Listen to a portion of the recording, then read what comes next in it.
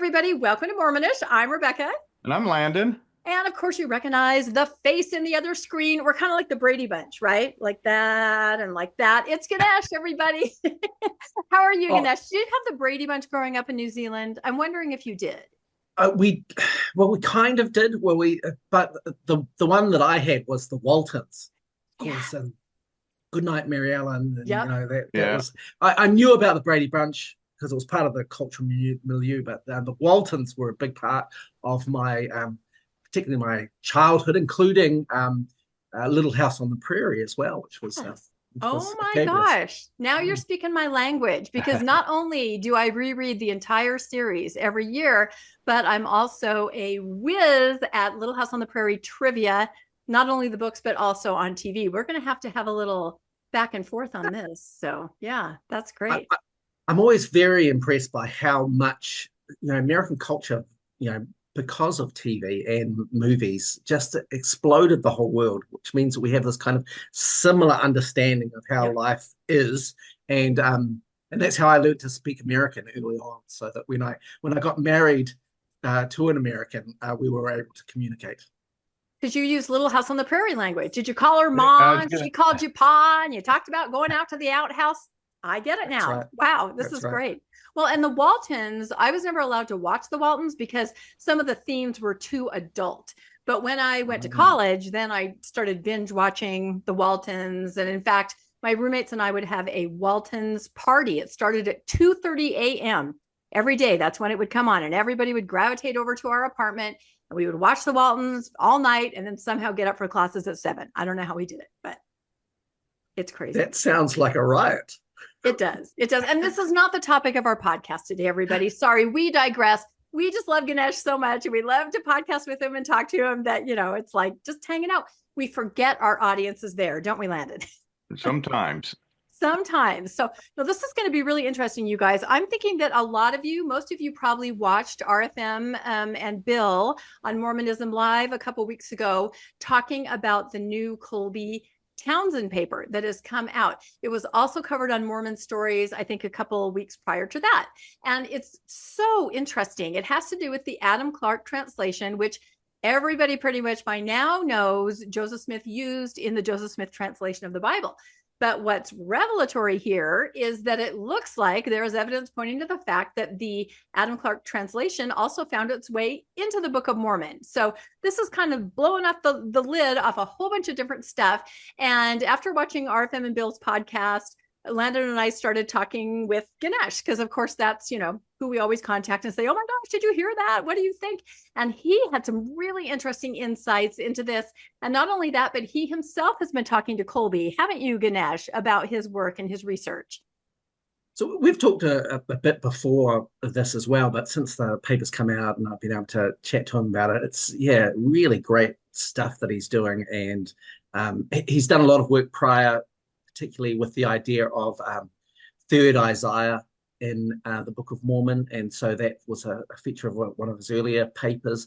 And he convincingly argued that, we've got that in the Book of Mormon. Trito Isaiah is probably more professionally known. He's doing a lot of great work. He's got an MA from the University of Utah, and he's currently working on his doctorate. And he's at the forefront of some of these really interesting discoveries and citing revelatory understandings of the composition of the Book of Mormon. It seems hard to even believe anymore that people are even believing in any way in the Book of Mormon when you've got, Isaiah that shouldn't be in there. You've got now the King James Version that shouldn't be in there. You've got Adam Clarke that shouldn't be in there. I mean, 3 different sources that should not be there are there. It couldn't be any more obvious at this point. You would think that, but at General Conference, there were several talks about the importance of the Book of Mormon and the veracity of the Book of Mormon and the historicity of the Book of Mormon. So I don't know. They're just choosing to do this, I guess, when the rest of us go, aha, and we start digging in. So Ganesh had some really interesting ways of thinking about this research and this paper that Colby came up with. And we just thought it was fascinating, just having to do with Joseph Smith and especially the Whitmers. So we were just talking and talking. And then, as I often do, I forced him to put together a slideshow and come on Mormonish. So we're just going to let him lead this discussion because we just found it absolutely fascinating. And I know that you guys will too. Fabulous. Well, I hope I live up to that great hype, which is good. I'll just share my screen here so that we can. Where's it going? We rehearsed this, Ganesh. That's right. We did this. We are a well-oiled machine on this podcast. Yeah, what's happened here? All right, here we go. All right. There you go. So I'm talking about Kolby's research and where it comes up in the Book of Mormon timeline, particularly in the first and second books of Nephi, which are part of the replacement text. I thought it would be really good to look at some of the ways that his research dovetails into some of the things that I'm working on. And of course, we've talked about this a few times, but I'm working on a book. It should be out in the next month or two. It's currently with the formatter, so it should be very, very close. But I talk about the trajectory of Joseph during his lifetime, the environment he's in, the kind of ideas he's a part of, and then how that plays into the Book of Mormon, how that plays into the early church. Usually there's some kind of pivot, some place where he changes his view completely because of new information. And then Nauvoo is completely different again. So we have this really weird, odd thing in the church where we have a Nauvoo church that informs a lot of our unique doctrines. And then we have the Book of Mormon that we read, on a regular basis that is much more like Protestant Christianity in the 19th century. And so, some of those themes really play out in Joseph's life. And one of them is this idea of Catholicism. And I wanted to bring this into this discussion with Colby Townsend's research, because I think it really highlights how Joseph is interacting with his converts and how they change the theology that he is engaging with. And that then means a whole understanding of the world, which plays out in Mormonism in the early church right through into Nauvoo. And then it has some implications to us today. And one of the big implications is this photo here, which is the Pope meeting with Russell M. Nelson. And this is prior, I believe, to the Rome Temple, which is kind of an interesting connection between the two churches, because the Latter-day Saint Church has often, and for the, particularly in the 20th century with Bruce R. McConkie, talked negatively about the Catholic Church. And many of us can point towards those passages in the Book of Mormon that suggest that the whore of Babylon is the great and abominable church, the Catholic Church. And that is a really significant point. So when Russell and Nelson met with the Pope, there were a number of eyebrows raised by intergenerational members, because this idea of the great and abominable church working in conjunction with the LDS Church is a big deal for a lot of older members. And now, 20 years on, it seems like we have embraced the Catholics as our bosom buddies, and it's not a big and this deal. is so timely. This is so timely to bring up, and we've had this discussion before, Ganesh, because of Easter, right? All the things that the LDS Church is now encouraging their members to do: Palm Sunday, Good Friday, Holy Week, all of those things. People of my age and Landon's age, when I will give an example. I had a friend who was a Baptist who invited me when I was in high school to some kind of celebration about one of those days during Holy Week. And my parents said that is part of the apostasy, meaning that has Catholic origins, and we don't do that, So that really was, I think, the overwhelming feeling. That's Catholic. That's, the apostasy. We as LDS know better, and we don't do that. And now it is absolutely incredible. Palm Sunday choirs, Good Friday activities, Holy Week. They're having these traveling shows going around to stake centers, look at the life of Jesus in his final week. It's just incredible how much we have embraced this. So I think this will be really timely, because this will come out before Easter, this podcast, just to look at the change in, like you said, bosom buddies now. We are absolutely bosom buddies with the traditions and the practices. What do you think about that, Landon? Well, I thought the Pope was on his deathbed here recently, but I'm guessing that Russell Nelson probably put his name on the temple rolls, and that's the only reason he's still alive at this point. So I think they're working hand in hand at this point. Look, we are so close. It's a little bit scary. Maybe they're trying to beat each other out in terms of living. So we'll see what happens there. I don't think the Pope's anywhere close to 100. So no, he's a lot younger, I believe. Yeah. He's probably praying for President Nelson, and that's why he's still alive. So the two of them are keeping each other alive with their faith and their prayers. So well, they're both global faith leaders. So they have to work together. But the last point I was going to make before we flip the slide here is that I love this. I love the way Ganesh thinks, because it's not only that Joseph Smith is influenced by the things that he reads, oh, that's cool, I'm going to put that in here. He's also influenced by the people that he's interacting with. And there's so many examples of that, where if you know what to look for, you can see it, and you can just actually kind of map it, like our episode on reincarnation, right, Landon, where he's being influenced by a Kabbalah scholar. It is fascinating. Ganesh is just great at tracking, who he's talking to, where he is, what he's writing. I mean, you just must have a spreadsheet in your brain, Ganesh, but it certainly helps all of us understand kind of more in layman's terms what's happening here, which is just fascinating. It's interesting. This is the Vatican where they're meeting, right? They didn't meet at the Rome Temple because the Pope didn't have a temple recommend, couldn't get in. Yeah, but evidently Nelson could get in the Vatican. So that's the exclusive nature of Mormonism. Yes, it is. It only works one way. It's asymmetrical. Yes, it is. All right. Well, I love to think about who's in the room with Joseph, because he is such a dynamic personality. He riffs off the people that are with him, and I feel kind of the same, and that's one of the great things about podcasting, right? We're riffing off each other as we are coming across these points of information and trying to explain them. So that's what makes speech, performance, plays fun, because they're collaborative in their endeavor. And I think that Joseph is he's a huge sponge, but he takes stuff in, but then he also kind of crafts the narrative. And that's one of the exciting things about Colby's research, is the being able to see behind the curtain how he's crafting the narrative, depending on what sources he's using to do so.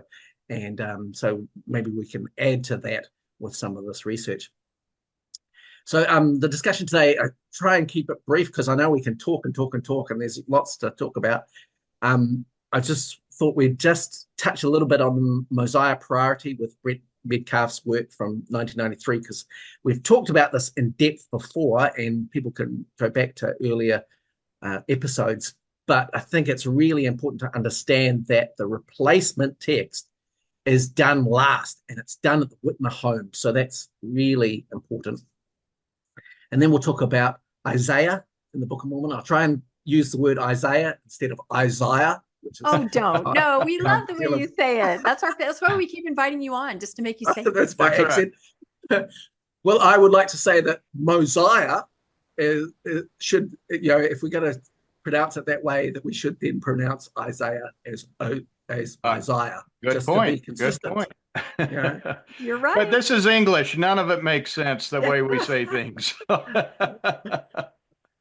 No, that's right. And I've tried to eliminate the extra U's everywhere, so that that Americans can feel comfortable if they're reading the slides. But I'll pronounce them as in my English New Zealand accent. So we'll talk about the research from Colby and maybe provide some background information there. Then I want to really highlight the trajectory of Joseph with regard to his Catholic understanding. And we take this from the New York environment through the replacement text, which I think is heavily influenced by the Whitmers, and I endeavor to show that, through the early church, also having that same prejudice. There's a pivot in Joseph's life where he goes to Massachusetts in 1836, and he has a change of heart with regard to the Catholics. And then that informs his interaction with the Catholic Church and Catholics in general through Nauvoo. And then that plays out in really interesting ways in the church after his death. So hopefully this will just give a great overview, but give some really lovely data points that show Joseph changing and evolving as he is learning, depending on who he's with and what the surrounds are that are influencing him. So yeah, hopefully nice and easy, but also lots of fun. So just first off, and I've covered this a bit before, but the idea that the replacement text is done at the end. But I also wanted to suggest that not only is the replacement text, which is 1st and 2nd Nephi, through to Omni and Words of Mormon, that's not only done in June of 1829 at the Whitmer home, but I also believe, and I think that the text of the Book of Mormon support this, that Mormon and Ether and Moroni are also done in Fayette. In fact, Moroni is probably a little outsider and done at the very end, probably into July, and so it's put at the end of the book, and it's one of the last books to be written. But Mormon, it's really important to understand, well, from my point of view, that Mormon is written in Fayette. And we can see this because the end of 4th Nephi, we hear about a story about a man named Ammoron who buries the record. And so I'm going to talk about this a little bit later, but the idea is that Joseph, 4th Nephi is one chapter, but it covers, 200 years of text. And Joseph is rushing, and he's rushing because he needs to leave Harmony, Pennsylvania. He's in trouble. He needs to be rescued. David Whitmer comes and rescues them, and Joseph believes that he's going to be reunited with the lost manuscript from Martin Harris, and the project will be over. And so Ammoron is actually the person who hides up the record in the end of 4th Nephi, and that's the guardian, except that things change, and we'll talk about that in a moment.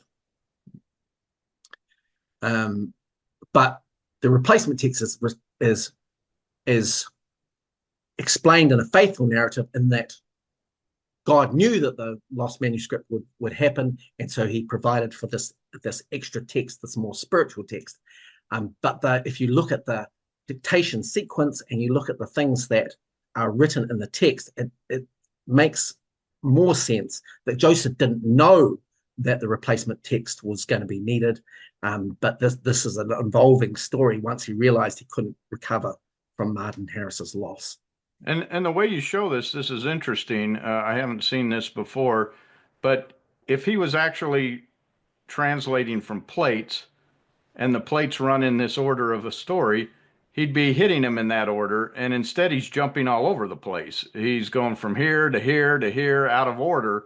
And why would you be doing that if you're just following the plates and translating them directly? This looks like someone who's actually putting the book together or working on the book as he goes. Yeah, and I think the text really does show that. He is adding all the time. So, and for listeners or watchers who want to look at that, I did a little bit with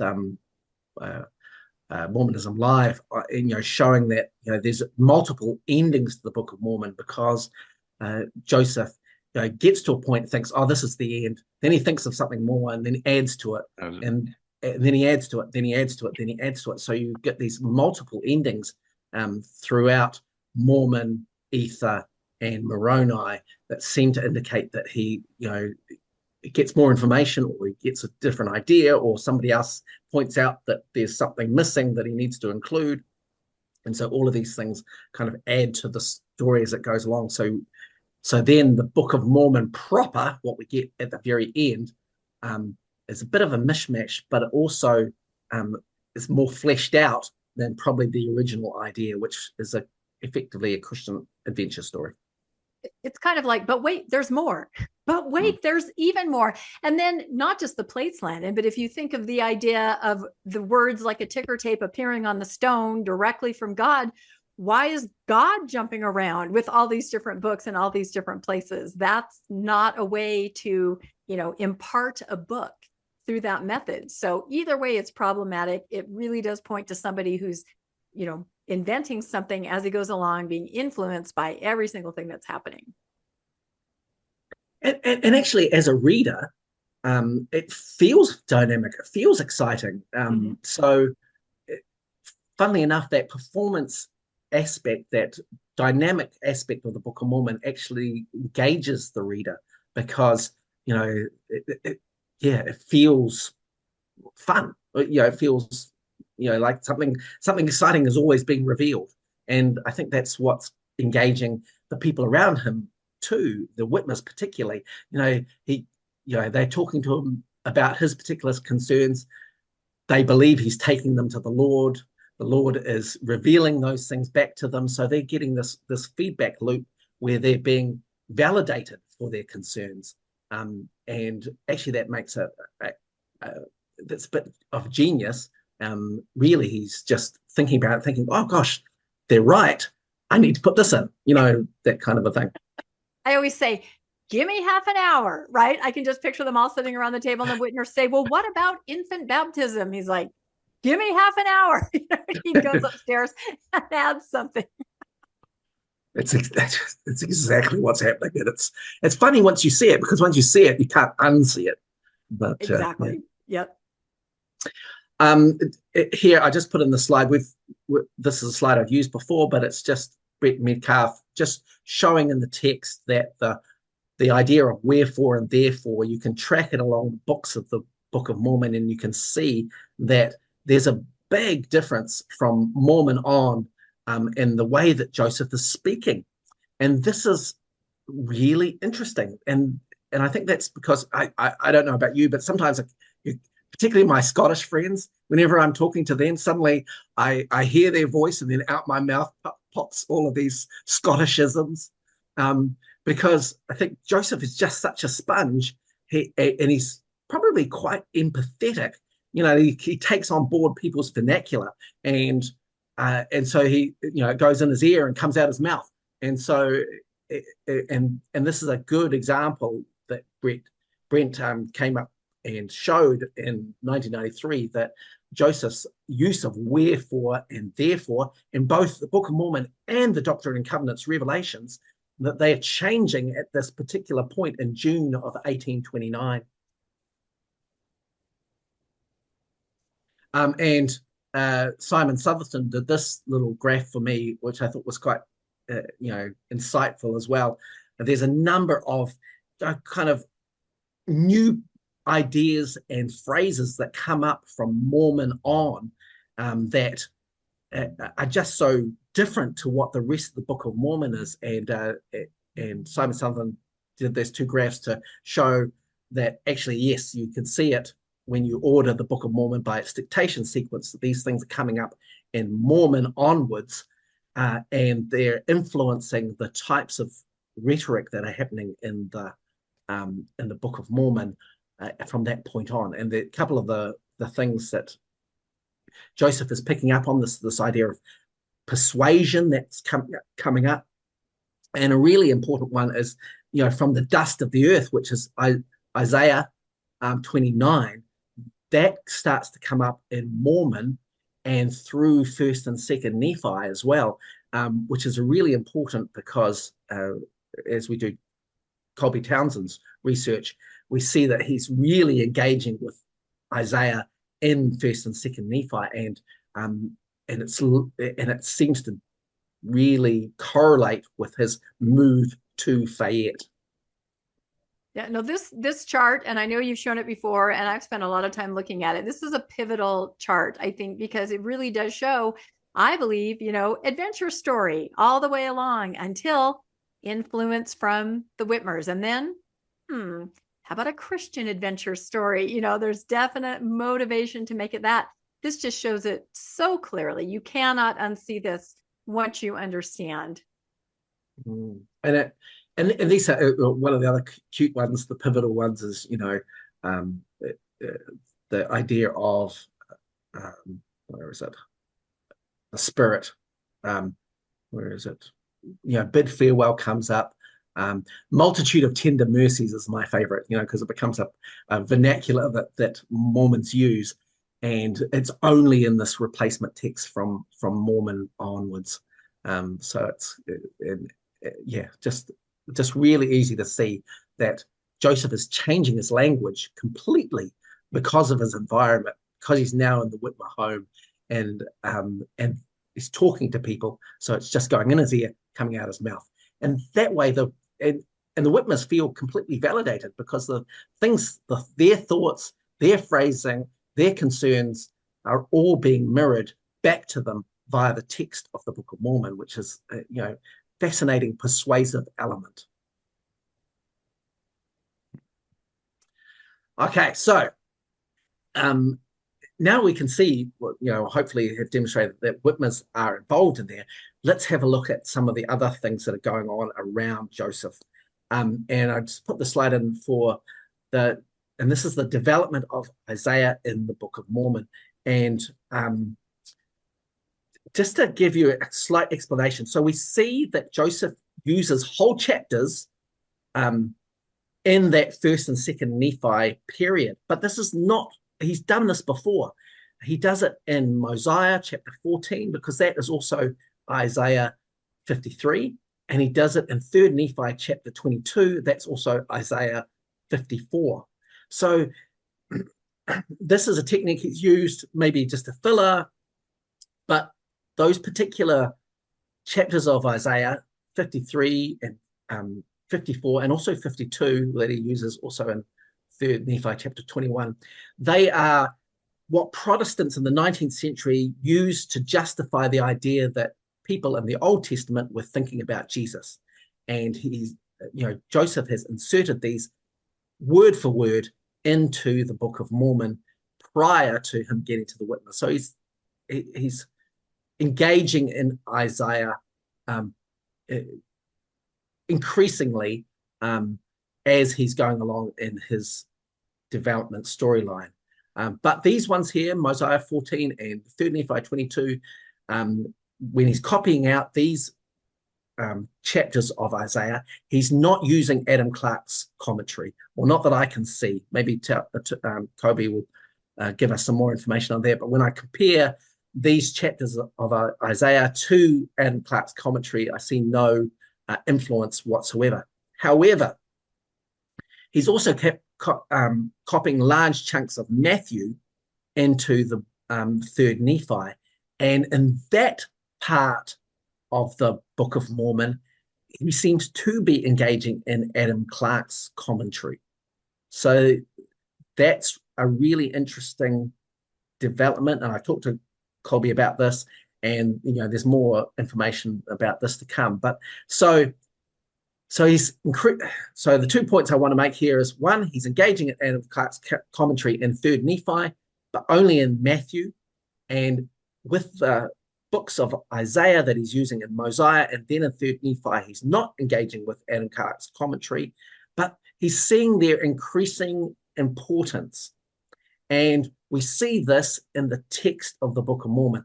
And I'm wondering, Landon, can you take us through the dictation sequence and their pointing to Isaiah as important through these particular scriptures? Okay, you want me to read each of these? Yeah, that might be useful particularly for those who are listening. Okay, 3rd Nephi 23:1. And now behold, I say unto you that ye ought to search these things, Yea, a commandment I give unto you, that ye search these things diligently, for great are the words of Isaiah. Then Mormon 8:23, and that was Jesus speaking in 3rd Nephi. This is Moroni speaking. Search the prophecies of Isaiah. Behold, I cannot write them. Yea, behold, I say unto you that those saints who have gone before me, who have possessed this land, shall cry, yea, even from the dust. Isaiah 29:4, will they cry unto the Lord. And as the Lord liveth, he will remember the covenant which he hath made with them. 1 Nephi 15:20, this is Nephi speaking, and I did rehearse unto them the words of Isaiah, who spake concerning the restoration of the Jews, or of the house of Israel. 1 Nephi 19:23, again this is Nephi, I did read unto them that which was written by the prophet Isaiah, for I did liken all scripture unto us, that it might be for our profit and learning. Cool, thank you. So there, you can see, if you're putting these in dictation sequence, that something is happening here for Joseph. Firstly, in 3rd Nephi 23, he's talking the voice of Jesus, and Jesus is commanding them to search the words of Isaiah, because they're great. And then Moroni in Mormon chapter 8 is saying, search these prophecies of Isaiah, because I cannot write them. So now Moroni in Mormon chapter 8 should know that his dad has included this replacement text with all of this additional Isaiah as the fodder, right? But he doesn't know, because this idea hasn't happened yet. Joseph hasn't thought about how Isaiah might play out in the Book of Mormon. He's just becoming more aware that Isaiah is really important. I think what has happened is that Joseph, firstly, Joseph doesn't know the Whitmers. He has no connection with them whatsoever. It's Oliver Cowdery who has met David Whitmer, and they've got on like a house on fire. And so they've been writing back and forth during the time that Oliver is in Harmony being scribed for Joseph. And Oliver writes to David and says, look, we're in trouble. Can you come and save us? And David comes down and picks them up and takes them to their home in Fayette. But Joseph doesn't know the Whitmer, so he doesn't know what they're like, if they're trustworthy. He has no idea. So he doesn't know that they're going to be of any use to him whatsoever. So one of the cool things about that is he doesn't bring the plates with him to Harmony, Pennsylvania. He writes 4th Nephi in a hurry, and basically it ends the Book of Mormon, because he's thinking he's going to get to Fayette, he's going to be reunited with the lost manuscript, and the Book of Mormon's going to be over. But of course, two things happen when he gets to Fayette. One is, look, he can't recover the lost manuscript from Martin Harris, and so he's got to think of a replacement. And also, he finds that the Whitmers are really excited about him. And they're probably really excited because they've been reading a lot of Isaiah, and they've come across Isaiah chapter 29, verse 4, which talks about this voice from the dust speaking. And so that becomes one of the pivotal ideas of the Book of Mormon, is it's a voice from the dust speaking these religious words. And this only comes up in Mormon chapter 8, and then it follows through into 1st and 2nd Nephi as an idea that Isaiah is really special. And then we see in 1st Nephi 15 and 1st Nephi 19, that Nephi is engaging with the brothers with the words of Isaiah, and it's likely that the Whitmers are now, talking to Joseph about this project and going, gosh, look, there's so many, correlations between Isaiah and what you're doing. I think, are they related? Are they related to Joseph? And he's like, yes, they are. And so he starts to, totally. push Isaiah into the narrative. And then we see, so bottom of the slide there, 1st Nephi 20 and 21 become basically just Isaiah 48, 49. 2nd Nephi 7 to 8 is Isaiah 50 to 52, 2nd Nephi 12 to 24 is Isaiah 2 to 14, and 2nd Nephi 29 is Isaiah 27. So from 1st Nephi 19 onwards, Isaiah becomes a huge part of the replacement text. Now, just to add to this information, Dan Vogel believes that the reason why there's so much Isaiah is because Joseph's having to organize a whole lot of things. So he's going back and forth to Palmyra to do that. And actually, Isaiah can be really useful because it can add a lot of filler. He can do a bit of a commentary on some of those chapters and provide some more information and some more text. But also, most importantly, he can take a Bible or maybe just even the Adam Clarke commentary, and he can mark up those bits that he thinks are useful to change, useful to include, and the scribe can just be there at the Whitmer farm writing it out without Joseph having to physically be there. He can be off on a trip, organizing the copyright, organizing the publishing of the Book of Mormon.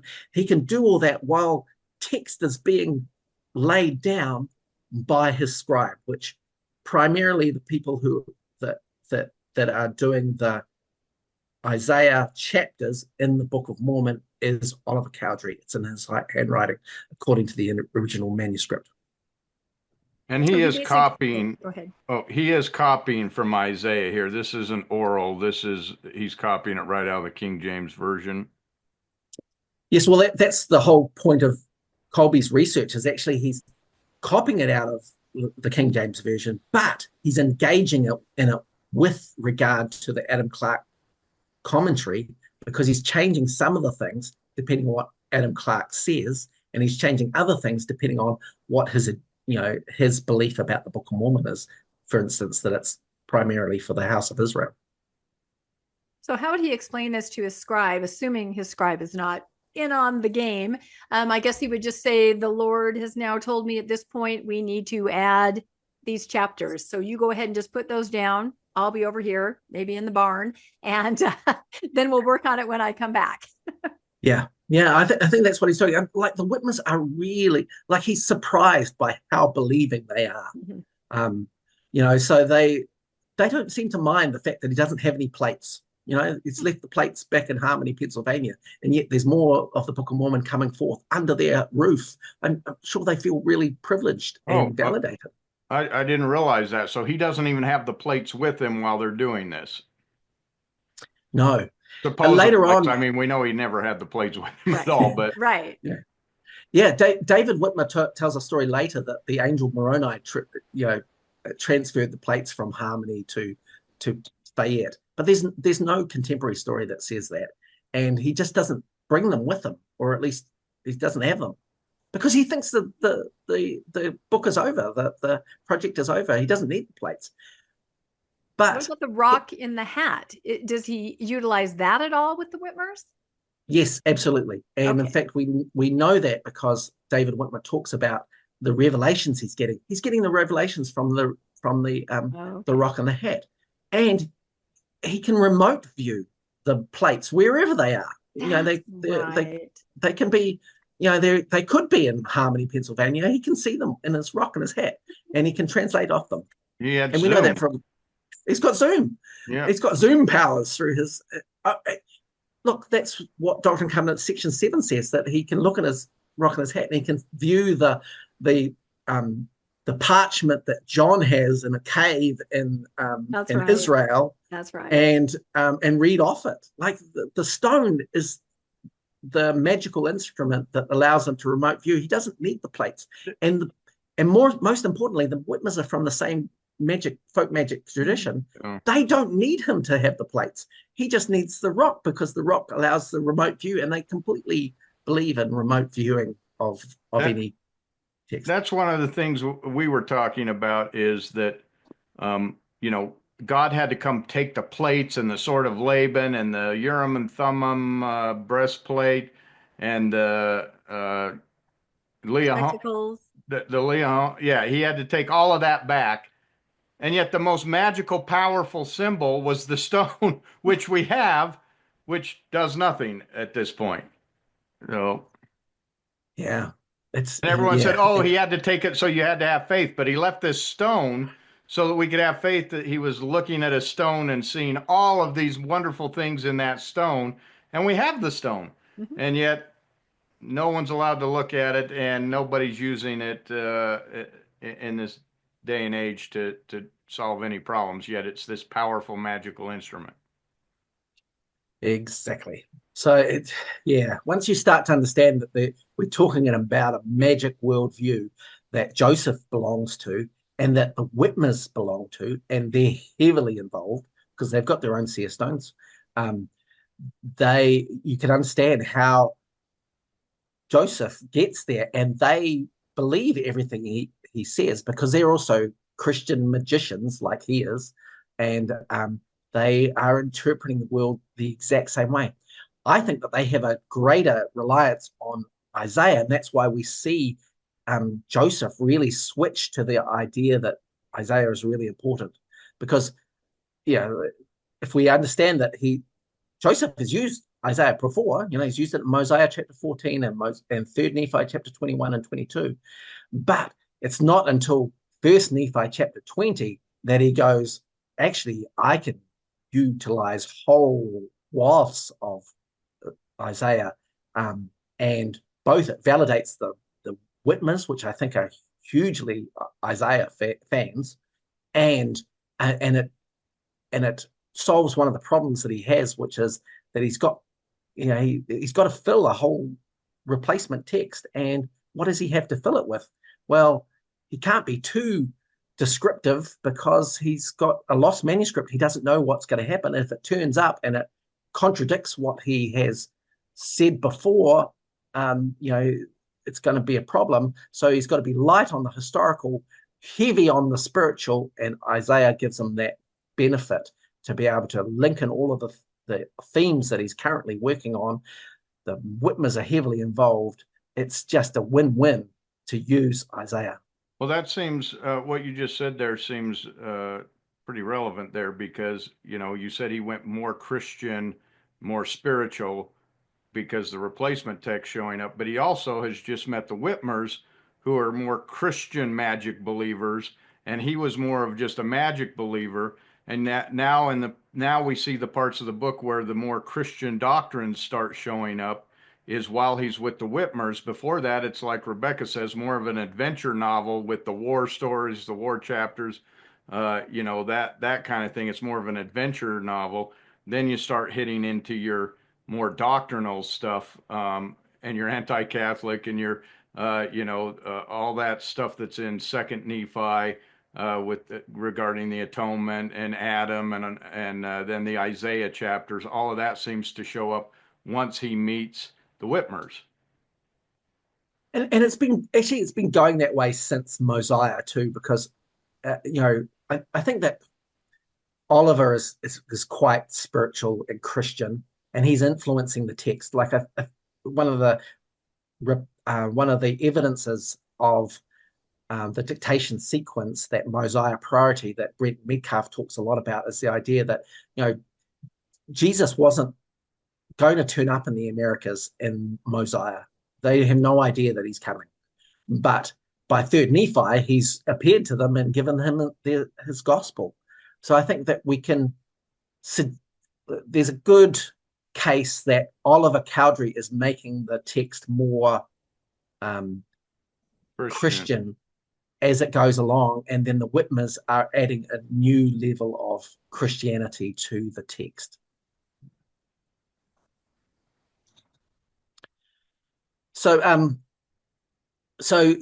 this dovetails into Colby's research that we're talking about. So these are just some things I've lifted from his paper, just to give you an idea of what he's talking about.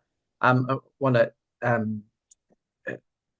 Rebecca, if you won't mind reading that for us. Trying to unmute myself here. Sure. Yeah, no. And this is what I just love. This is how this whole podcast came about, as we were just talking back and forth about the research and everything and what's Ganesh's opinion. And so this is great. I'm glad that this research is just going to continue as more and more podcasters and people talk about it. So it says Colby Townsend's new research, early 19th century biblical scholarship and the production of the Book of Mormon. That's the title of this paper. So it says Joseph Smith engaged with biblical scholarship in a creative way as he tried to restore the text of Isaiah 2 through 14, 29, and 48 through 54 in the Book of Mormon, 1830.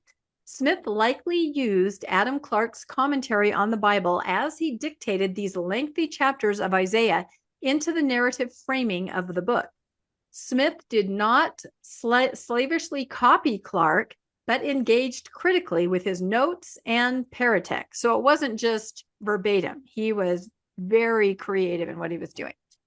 Turns our attention toward thinking about non-elite, lower-class receptions of the Bible and biblical scholarship, that an undereducated early American author, Joseph, might have engaged deeply with Adam Clarke's critical notes in his Bible commentary and used these notes as he attempted to restore the text of Isaiah, since he believed, like other early Americans, that the text had been corrupted. Why is this important? It shows Joseph developing as the Book of Mormon text unfolds. Yeah, and that was revelatory to me as RFM and Bill went through this, the idea that everybody felt the Bible was corrupt. Everybody felt that it had been somehow adulterated and needed to be restored. There was another way to read it. There was a more inspired version. You know, this wasn't just Joseph Smith. This was something that people had the idea was happening with the Bible. So no wonder it would be so well received, right? When Joseph said, I'm restoring it. Here it is. So interesting. It's interesting from conference. We heard that, those who leave this work will be a footnote in history, and That's yet here heard. It's the footnotes that he's using from Adam Clarke's to develop the Book of Mormon. That's ironic. Yes, they said naysayers would be but a footnote. So I said, I'm proud to be a footnote because I know that's where the truth is found, in the footnotes. Joseph Smith was the original, looker at the footnotes to get the truth so he could put it into the Book of Mormon. Yep. How about that? Yeah, we've come full circle. We have.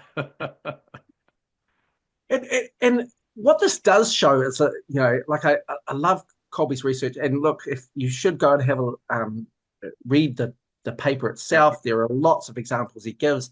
And, there are those podcasts from Mormonism Live and Mormon Stories that will break down some of the nuance, so you can see when he's copying Adam Clarke completely, when he's copying Adam Clarke partially, and when he's not engaging with Adam Clarke, but is changing it to his own, agenda, particularly around the idea of the House of Israel, because the Book of Mormon is supposed to be a restoration of the House of Israel. And so he changes a lot of the Isaiah passages to reflect that idea and thought of the Book of Mormon.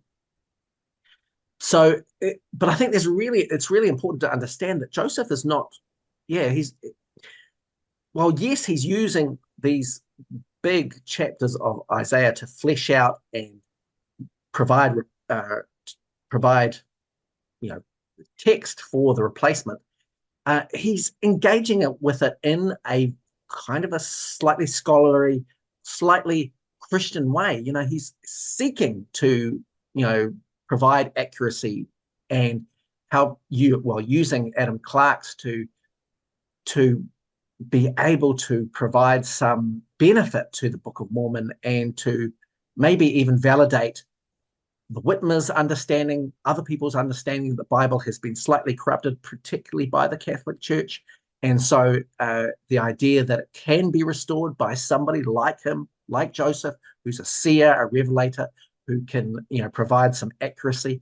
So, he's doing this. Now, I can't tell whether, the Whitmers have an Adam Clarke commentary, and they've given it to Joseph and said, hey, look what Adam Clarke's saying, and Joseph is revising that, or whether Joseph is going, oh gosh, I've used Adam Clarke before in 3rd Nephi with Matthew, I wonder what it can do for me for Isaiah, which is really important to the Whitmers. And so I'll go out and get a copy. They're not very expensive. Colby suggests that they were in, you could buy just the sections that you wanted to. So you could just buy the one that related to Isaiah. And then he's then now using this to provide a level of authority that the Whitmers will be validated by, but also see him as somebody special.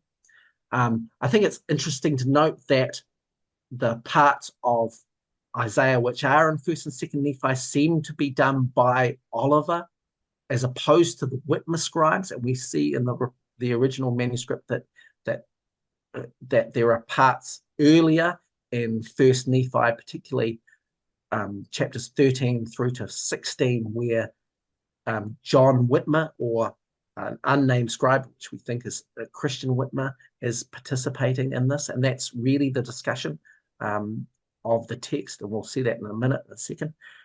So I don't know. Can I ask a question? Would anyone reading the Book of Mormon have recognized Adam Clarke? I mean, if this was widely read and everybody kind of knew of Adam Clarke's work, would they have gone, hey, that's similar? And would that just have been a confirmation, oh, everybody's thinking this way? Or how would they have even looked at that? I think that they would absolutely be aware that there are changes in the Book of Mormon text from the Isaiah text. And those people who are engaging with the Book of Mormon in that faithful way are probably seeing it as a confirmation of Joseph as a prophet. Yeah, that's what I wondered. There doesn't seem to be anybody commenting on this from a critical view, like when others are talking about the Book of Mormon, they don't bring up this point. So that's why nobody's kind of found it up until now. So it's yeah. 2 centuries later, which is crazy. One more question. So this idea that the Bible had corrupt elements in it, is this only a Protestant-based idea? Catholics believe that the Bible was what it was meant to be, but it was the Protestant side of things that felt, oh, we need to change this. I mean, was that going on at all? It's a really good question. There still is a bit of a Bible inerrancy in this time period. So people are really, they believe in the Bible. They absolutely do. And but there is a reformation. People have seen the Catholics as being, a force of evil, and their influence over the world politics and world religions, and certainly the text of the Bible is known. So for Protestants, they are engaging probably at some level going, there's some errors in here. Maybe that's how they're identifying the differences between denominations. I don't think that we really understand how important different words were to theology in the early 19th century. These people are poring over the scriptures and they're making huge judgment calls in specific doctrines based on individual words. We don't do that now. Because Christianity is, kind of got less relevant. So we don't talk about the difference between Methodists and Presbyterians or Baptists and, and Calvinists, but these were huge theological debates, and they're often over one word differences in ways that people interpreted the scriptures, or they felt like the original Septuagint or Masoretic texts might have influenced the basis for things like the King James version of the Bible. So I'm absolutely sure that people reading these things would, in the Book of Mormon, would have recognized that there are slight differences, and they would have been engaging with them as something special that Joseph is bringing to the table. But nobody seems to have recognized that prior to these kind of publications, that in Joseph's day, or at least no one's identifying Adam Clarke's commentary in either the Book of Mormon dictation or in the Joseph Smith's translation of the Bible. Nobody's pointing that out, even though he's got a few critics at the time. And there are people in the room, engaging with this. He's obviously using it. So they're not, So it may be that they're thinking, gosh, Adam Clarke has got some good ideas. Joseph is confirming some of those ideas, but he's also changing them. in various points where he's saying Adam Clarke didn't get it right. Here's the correct version. So that may been part of the validation the Whitmers felt as they saw these changes. I know. I keep wondering if eventually they'll spin it and say the Adam Clarke, he was sort of a preparatory editor of things, right? He had some of the truth, and Joseph recognized it and was able to, bring the rest of it out. I mean, it seems to me that would be a kind of a spin you'd have to make when this is just a fact, right? When people realize, okay, he was using Adam Clarke. Well, in the Mormon Stories podcast on this, Colby Rhetoric keeps going back to the earlier manuscripts that we've now found of Isaiah, and seeing whether actually Joseph had a hit from earlier, and he's not. So he's really engaging with Adam Clarke's commentary, but he's not channeling anything from much earlier that we now have because of earlier manuscripts of Isaiah. Yeah, it's Cliff's Notes. I mean, who wants to read the whole book or write about the whole book when you have Cliff's Notes? And one of the things that RFM brought up that was revelatory, I keep using that word, was, the apocryphal writings, right? Adam Clarke didn't touch those, and Joseph Smith didn't touch those, and in fact, had a revelation. I think, did he say it was section 90? I can't remember where the Lord said, you need to worry about that. I mean, brilliant, right? You don't have the source material. You're not going to make it up. So you just pen a little revelation saying, don't worry about that. And you're off the hook. I thought that was brilliant. That's Doctrine and Covenants 91. And the idea that the Apocrypha didn't need to be translated. And it seems to correlate with Adam Clarke not actually doing any commentary on that, is really interesting. It also played into the anti-Catholic bias, right? Because if the Apocrypha is recognized by the Catholic Church, but it's not recognized by the Whitmers or the Protestant churches, well, then you've got also this other mechanism to say, oh, look, those Catholics, they're corrupting. Okay, I just wanted to provide a little bit of background on the Whitmers, because I think that it's really important to understand who they were, because, gosh, they make such a big contribution to where the church ends up, and how it plays out. So the Whitmer family, they're very poor. If you go to the Whitmer home in Fayette, New York, it is tiny. It's as tiny as the Joseph Smith house, the log house that the Smith family had. It's really small. It's got an upstairs, but they've got a lot more people in their home, and it's really cramped. They are poor. They're really poor. What we know about them is that they're German reformists, so they're Protestants, and because they're German Protestants, they're likely very anti-Catholic. There was a major battle in Europe in 1639, I believe. Magdeburg was sacked by the Catholic Imperial Army, and it's a horror story of Catholics just killing Protestants, and this happened in Germany, and so every German Protestant knows that story, and certainly the Whitmers would have. And there was a publication just in the early 1800s which talked about this in depth and was well known in the Americas. So the Whitmers were German reformists. German was their first language. They spoke German at home. In fact, we know this because Mary was likely illiterate in English. When she had to sign her name, she signed with an X. So, German was big in their home, just like a lot of people of that area. We think about the Pennsylvania Dutch now, and their first language is still German. You can go to parts of the United States where German is spoken first. It's the first language, and English is the second language. And that's the type of environment the Whitmers were in. And, they spoke English. And, of course, those young men, the brothers, particularly David Whitmer, who's, of good friend of Oliver's, right? They speak English and they write in English, but the parents, it's their second language. So we talked about this before. David became friends with Oliver. David Whitmer became friends with Oliver prior to Oliver going to Harmony, Pennsylvania. And so they're writing letters back and forth about this new work. And, they're becoming really close pen pals, best friends. They're writing these letters. And when Joseph and Oliver are in trouble in Harmony, David Whitmer rescues them on the 1st of June of 1829, takes them back to the family farm in Fayette, and that's where they're taken care of by the Whitmer family, who are incredibly poor, right? It's really important to know that they're from that same folk magic culture.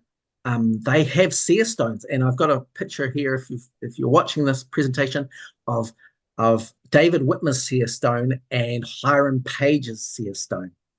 So these, I got these from Lachlan Mackay, who is an apostle in the Church of Christ, the Community of Christ, and they're, they've been preserved on that tradition in the reorganized Church of Jesus Christ of Latter-day Saints. So these guys have seer stones. They're using seer stones just like Joseph. So when Joseph turns up with his important, powerful seer stone, this is not unusual to them. They fully embrace it. We know from Doctrine and Covenants section 28 that Hiram goes on to get Hiram Page, that is, gets revelations through his seer stone, which are convincing to the Whitmer family and to Oliver Cowdery. And this is a huge problem in 1830, which Joseph has to stamp down on and get the revelations destroyed and convince the Whitmers and Hiram Page that this is not okay. Hiram Page is the Whitmer's son-in-law. So he's a Whitmer. He's married to the oldest daughter, who is Catherine. Look, all of those early revelations, from the time that they get to Fayette in June of 1829, Joseph gets revelations for all of those brothers. Doctrine and Covenants 14, 15, 16, 17, and 18 are all to David Whitmer, to Peter, to John. They're revelations, and these revelations, 17 talks about David being a witness, and 18 talk about David organizing the church along with Oliver Cowdery. So they're at the forefront of this endeavor, and Joseph is getting revelation from Jesus, telling them that they are so important to the beginning of this great new understanding through the Book of Mormon and movement. So David Whitmer's are one of the three witnesses, of course, and Peter Jr., Jacob, John, Christian, and Hiram Page are part of the 8 witnesses. So they're all part of that folk magic scene. They're all been selected to witness for the plates, the idea that these are real. So this is massive. And then into 1830, they are the backbone of the revelations for Doctrine and Covenants 28, which is about this revelation to Missouri, 29, 30, 32, and they become, because Oliver and Peter are selected to go to Missouri to find the New Jerusalem as the first big missionary trip. They are stalwarts for Missouri. They become the backbone of Missouri. David Whitmer goes on to become the first state president in Missouri. And we realize that Oliver Cowdery marries the younger Whitmer daughter, Elizabeth Ann, in 1832. So he becomes a brother-in-law to the Whitmers as well. So really, Oliver Cowdery becomes part of the Whitmer group. Very, very solid. And of course, they're all excommunicated. Some of them die. Poor Jacob dies at 35, but they're all excommunicated in 1838. So David, John, Oliver Cowdery, they're all gone in 1838. So yeah, the Whitmers are massive, and they're incredibly important to the Book of Mormon coming forth at the placement text, particularly in June of 1829, but ongoing, right through to 1838. That's really important what you're showing here, because the claim that the witnesses, that you hear so often that that's their strong claim of the witnesses. But you look at this, 4 of the 8 were from the Whitmer family. Oliver Cowdery and David Whitmer were 2 of the 3 witnesses. And all of these guys believe they can look at these stones and get revelations from God. So these same guys are witnessing that they can look in a stone and receive revelations from God, are the same ones saying that they saw this stuff.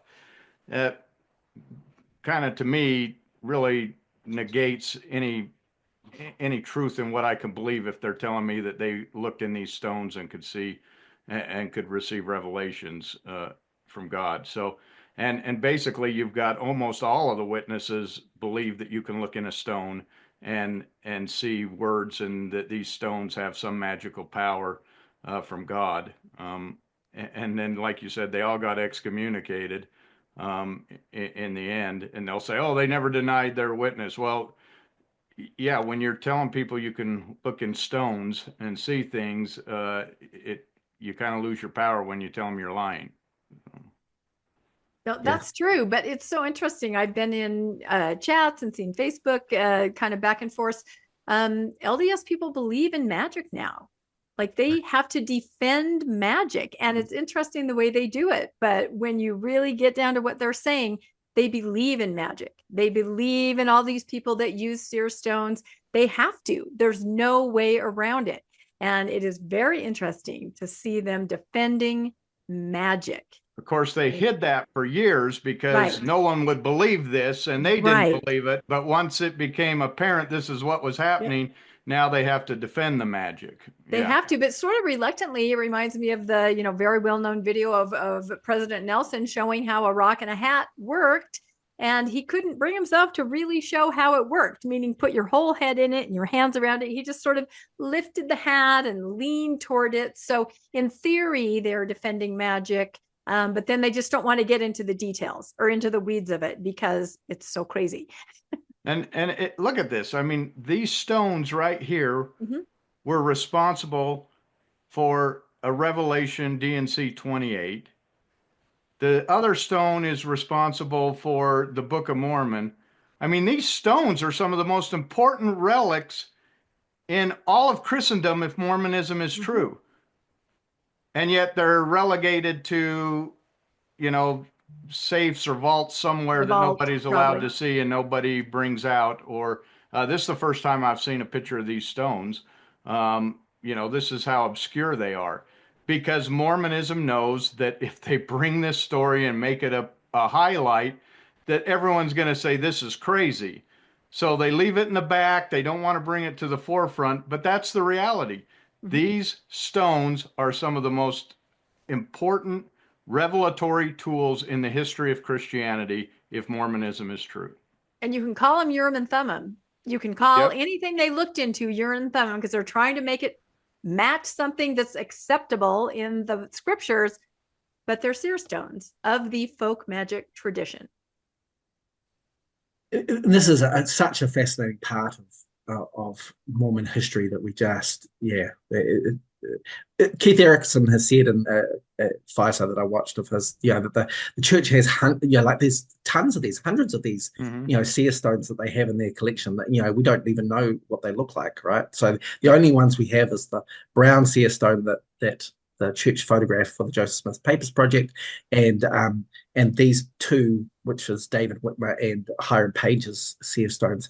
Those are the ones that are photographed and out in the public, but there are, hundreds of others that were held by lots of the earliest members. The first 50 to 70 members of the church in 1830 were from the same folk magic culture. So they all had this understanding of the world. And so, yes, when you're talking about the witnesses, they're all from that same folk magic culture. In fact, Joseph purposely left out people who weren't we know from Doctrine and Covenants section 25 that Emma was very upset that she wasn't allowed to be a witness when considering she had been a scribe and she'd been around, but she is from Pennsylvania. She's not from the same folk magic tradition. And I don't know that she would have been able to witness to what these other people witnessed because they're imagining it through this folk magic lens where she wouldn't be. So it's quite telling that if your only witnesses are the ones that are, participating in this magic culture, and then the magic culture is informing this understanding, not necessarily an objective view. That is such a great point. And just the spin that it's a preparatory priesthood, that magic, and it was magic, no mistake, is a preparatory priesthood. And I just laugh. I mean, I remember a time where I had a Harry Potter birthday party for my kids, and some Mormon kids could not attend because it was Harry Potter, right? And now, oh, of course, magic. Of course, it's preparatory. Of course, magic. Yes, we believe in magic. It's just so interesting to see the pivot, which is only getting stronger with the idea of magic. But at the same time, they defend this by saying, "Oh, look at all the magic rocks throughout biblical history. We can go back to the Urim and Thummim. We can go back to the Jaredites using magic stones to cross. I think there's several other examples in the Bible. And those were not preparatory priesthoods because, those were, the Aaronic priesthood named after Aaron. Aaron had the Aaronic priesthood and he's using the stones. So it wasn't a preparatory priesthood. It was part of the priesthood, if you want to make that argument. So to me, the problem here is if you're going to make the argument that, oh, we've always used magic stones, then why aren't we using magic stones now? How did everybody in the church have magic stones? And then all of a sudden, nobody had magic stones. Because they don't have the stones to come out and say it. They That's don't all. have the stones they to know say how it's going to appear. There, That's I right. said it.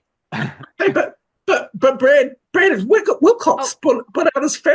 Yeah, and right. That's our new magic stone. Yeah, that's our new magic stone. Yeah, and then we're told not to use those during sacrament and stuff. If this is where all the revelation comes from, we should be using AI and our phones. But they're telling us against that. So it's just when you look at this and you see how these stones played into all of this, it's just ridiculous. I know that's not the focus of our of our conversation tonight, but it certainly shows you that these are the people who are witnessing all these people who believe they can look into a stone and see the future and find things and find their lost keys and their lost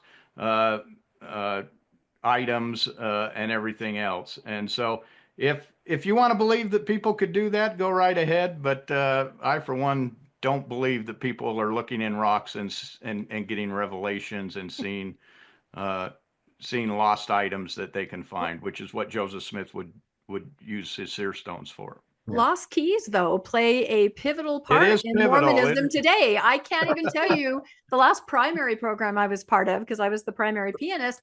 There were full on, I think, 3 little testimonies from some of the little kids. I lost my watch. I couldn't find my cat. I mean, finding things is a huge part of Mormonism when you pray and then you're able to find them. But no stones. None of the kids said, I looked in a rock. My mom handed me a rock and I looked in it and I found my cat. Nobody said that. So maybe that's coming. Who knows? Yeah, that's right. Well, we're going to leave no stone unturned trying to figure this out. So. That's it. And then the podcast took a turn. And then, yeah, so we go. And it is a really big topic, and it's a fascinating one. I think we should talk more about that. And I guess to just show, the reason I put that slide on there was just to show how pivotal the Whitmers were in the development of the Book of Mormon and the church. They are the bedrock at that point. And yes, their magic worldview absolutely informs what is going on with regard to the text, but also their Christianity is informing it too. So it's really important to recognize that, and that's what we're going to talk about. I the next slide is just talking about this, the environment in early 19th century America, particularly in New York, because I've got a picture here of the gangs of New York. Have you seen that movie? Yeah, that's It's brutal. That's bloody. That is a good movie, though.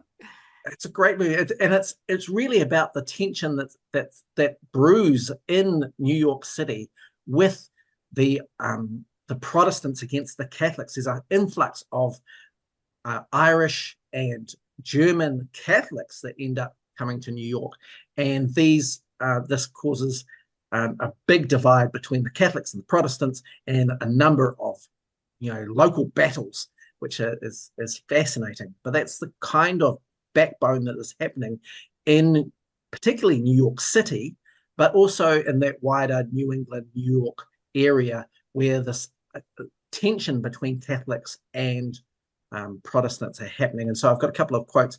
Landon, can you read them for me? There's a couple of things to just give the idea of the environment.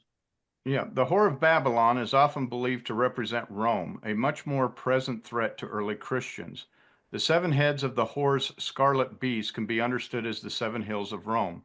A number of other early Christian writers and theologians similarly associated Roman rule with the coming apocalypse. And that's Whore of Babylon, Encyclopedia Britannica 2024. The Catholic Church is a union of church and state which we fear, and to prevent which we lift up our voice, a union which never existed without corrupting the church and enslaving the people. No treason against our free institutions would be more fatal than a union of church and state. None, when perceived, would bring on itself a more overwhelming public indignation, and which all Protestant denominations would resist with more loathing and abhorrence. Lyman Beecher, A Plea for the West, 1835. So there's a lot of Catholic sentiment in early 19th century America, and Lyman Beecher is probably one of the most famous Protestant preachers in the whole area. He's a big part of the revival system, and he's preaching heavily about anti-Catholicism. Interestingly, he suggests that the foundation of America is a separate church and state, and one of the big threats from Catholicism is that church and state are combined with the Catholic Church, and so he's really utilizing this idea of American independence as being threatened by Catholicism, infiltrating the American way of life, and it's just a really interesting dynamic when you're thinking about church and state now in American politics. But these people are the big threat in the early 19th century was Catholicism for freedom of thought, freedom of politics, and freedom of religion. So very fascinating. Well, and interestingly, it seems like that was Joseph Smith's idea, right? Let's join church and politics and create a theocracy. Yeah. I mean, he must have taken a playbook or a page out of the Catholic playbook, because I believe that's what he was shooting for. And that's in the Book of Mormon, it's really anti a union of church and state, and then of course Joseph adopts that by Nauvoo. It's one of the great flips of the church that we kind of never talk about because it's so problematic. But fascinating. And when I'm in my book, I talk about that quite a bit. Some of the political things that are in the Book of Mormon that seem to appeal to early 19th century American freedom of religion, which then flip by the time that Joseph is in Nauvoo and enacting a theocracy. So it's huge. And that continued on to the 1950s because, we wouldn't elect any Catholic president because he would take orders from the Pope, just like we shouldn't vote for any Mormon president because he'll take directions directly from, as Mitt Romney showed, yes. That's right. It's just, crazy. Well, so we see, this is my personal opinion, is that Joseph, I don't think, was particularly anti-Catholic. He grew up in Palmyra. It's a long way away from New York City. He probably didn't know any Catholics. I can't see that he did.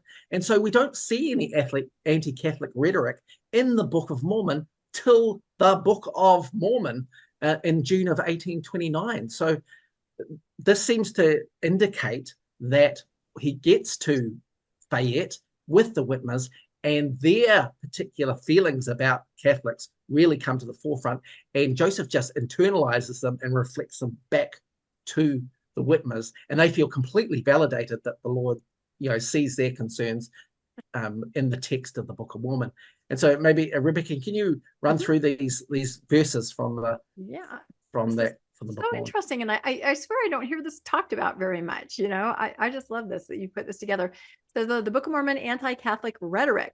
We have Mormon 8:32, and that's in June of 1829. Yea, it shall come in a day when there shall be churches built up that shall say, come unto me, and for your money you shall be forgiven of your sins. Ooh, that's a warning right there.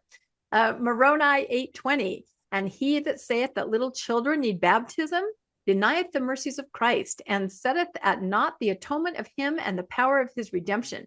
21, woe unto such, for they are in danger of death, hell, and an endless torment. I speak it boldly, God hath commanded me. And as Landon will attest, the infant baptism that found its way into the Book of Mormon to me is the biggest smoking gun there is. That is absolutely ridiculous. But again, like you said, this is what the Whitmers believe. And, Joseph is reading them this and they're going, hell yeah, right? They're just, hell yeah. That's exactly They're lapping right. it up. They're loving it. Give the audience what they want. So then we have 1 Nephi 13:34. And it says, and it came to pass that the angel of the Lord spake unto me, saying, wherefore, after I have visited them in judgment and smitten them by the hand of the Gentiles, and after the Gentiles do stumble exceedingly because of the most plain and precious parts of the gospel of the Lamb, which have been kept back by that abominable church, which is the mother of harlots, saith the Lamb, I will be merciful unto the Gentiles in that day, insomuch that I will bring forth unto them in mine own power much of my gospel, which shall be plain and precious, saith the Lamb. And finally, 1 Nephi 14:9, look and behold that great and abominable church, which is the mother of abominations, which founder is the devil. Yeah. And I would say those ideas, when I was raised, in the 70s and early 80s, that still existed. I mean, the Catholic Church was still discussed in these terms. These verses were still used. And what's really interesting about the verse in 1 Nephi 13 and 14, or both of those, is that we know from the parts of the original manuscript that we have that John Whitmer is the scribe at this particular point in the text, which I think is really significant. That Joseph, this is the first time in the replacement text, if you look at the dictation sequence, and this is the first time that the idea that the Catholic Church is being associated with this idea that the most plain and precious parts of the Bible have been taken out by this great and abominable church. So this anti-Catholic rhetoric is really ramping up here in the middle of First Nephi, and then we see Joseph inserting all of that Isaiah passaging and chapters with these changes, with the Clarke commentary, and confirming this. Really, he's saying yes, it's what God through Nephi and with John Whitmer as the scribe is showing that these plain precious parts are being taken out, and then in the subsequent chapters, Joseph is showing that's the case because he's now changing Isaiah in certain parts to validate that. So it's I think that's really significant, and I love your idea about infant baptism. I know that's your push point, so I was glad to put that there for you. And the church now has stepped this back, and they say, oh no, the great and abominable church is any church that fights against the true church, which it's obvious that this is talking about the Catholic Church. I mean, it couldn't be any more plain. And just like the blackness of skin is talking about skin and not something else, this is talking about the Catholic Church, and that's who they're referring to. which should not be in First Nephi, written in 600 BC. Should they be writing about a Catholic Church that doesn't exist until, I don't know when you actually consider the Catholic Church as starting. They say with Peter, but, probably later than that. But nonetheless, it shouldn't be in there. And again, it's one of those things that the church has, they're racist, so they change it and say they're not racist. They're anti-Catholic. Now they want to change it so they don't sound anti-Catholic. Where before they seemed pretty proud to be anti-Catholic. It was clearly a Mormon doctrine. He says right out, this is the Catholic Church. So, they soften their rhetoric and want to change it, but that's exactly what this was. Well, even the apostasy has been dialed back. I mean, there have been several articles saying not so much. When we were growing up, it was the apostasy. There were, 1,000 years plus of a time where, there was nothing on the earth that had anything to do with divinity, and that necessitated a restoration. So interesting that they're dialing back the apostasy, because then why a restoration? And we'll have to see where this goes. But I've noticed that recently. They're dialing that way back. And the Catholic Church is the epitome of the apostasy, right? So it's just right there. Oh, yeah, it's equivalent. Yeah, absolutely. When I was growing up, that's what it was. The Catholic Church was the apostasy. Everything they did was, in apostasy. And this understanding from the Book of Mormon followed right into the early Doctrine and Covenants and those revelations, all right? So the beginnings of the church were informed by those passages in First and Second Nephi about this great whore of the earth. So we have Doctrine and Covenants section 18, which was done to David Whitmer personally, right? And he was told in verse 20, contend against no church, save it be the church of the devil, right? So, this revelation is playing on David's bias and reiterating it. And which again goes to show that this is one specific church. They're saying, oh, all the Protestant churches are okay, just go against the Catholic Church. Why not? If all churches are the church of the devil, anyone that fights against the true church, why wouldn't you just say, only go for this church and contend against all others? So again, shows that that's not what was intended here. That's a really good point, Landon. I hadn't even thought of that, but that's absolutely correct. Doctrine and Covenants section 29, that is a revelation given to 6 elders who also included David, John, and Peter Whitmer. So, and it says, and the great and abominable church, which is the whore of all the earth, shall be cast down by devouring fire, according as it is spoken by the mouth of Ezekiel the prophet, who spoke of these things which have not come to pass, but surely must. As I live, for abomination shall not reign.